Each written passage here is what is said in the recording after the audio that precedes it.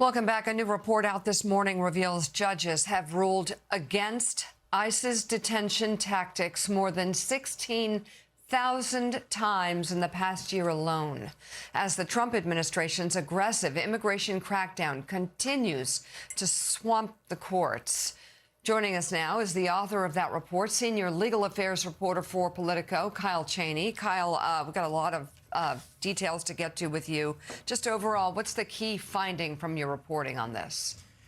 So you mentioned the volume of cases, the volume of rejections from judges that we've been tracking for a long time. I think what we wanted to show in this story was also just the absolute, volume of human lives that are really affected and touched by this expansion of mandatory detention, the way it really impacts people, and not just the people who are detained, but their family members and their children. A lot of the times they're U.S. citizens, spouses, and children who are sort of caught up in this. And not just that these are people are being detained, but they're being detained in ways that judges are saying is flagrantly illegal, just over and over and over again, overwhelmingly. Something like 90% of the cases that are going forward, judges, including judges appointed by President Trump and Republicans across the board, saying this is just overwhelmingly illegal, and it's been rising up through the court system, but it's been pretty consistent for the past year.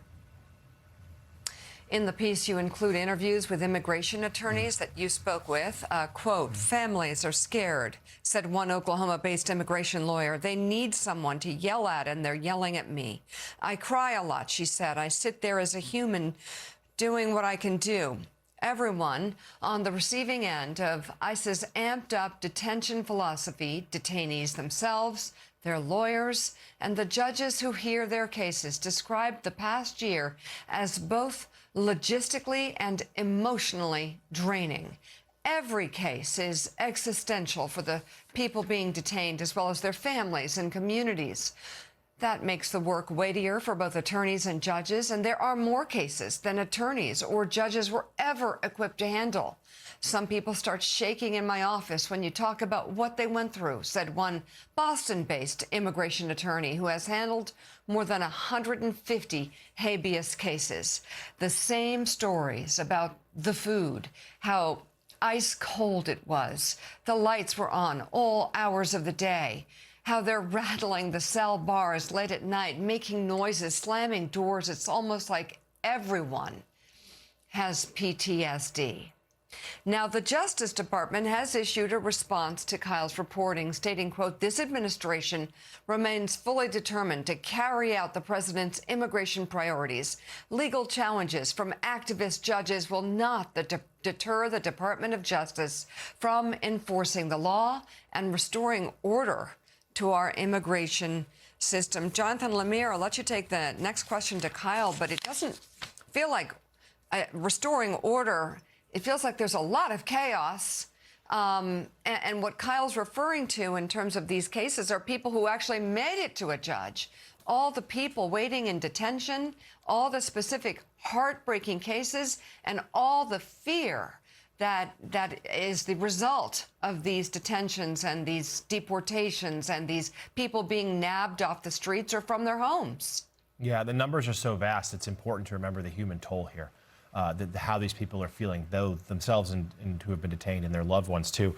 Kyle, it's a great story, and the numbers are a key part of this, because there is still real pressure from Stephen Miller and the West Wing to meet these quotas, to enforce the president's immigration plan, the deportation plans, and it comes against already some real unhappiness. I have reported, others as well, that the new Department of Homeland Security Secretary Mark Wayne Mullen already feels like he's on the outs. Those in MAGA world, some important right-wing voices have really soured on him. The president also expressing some regret.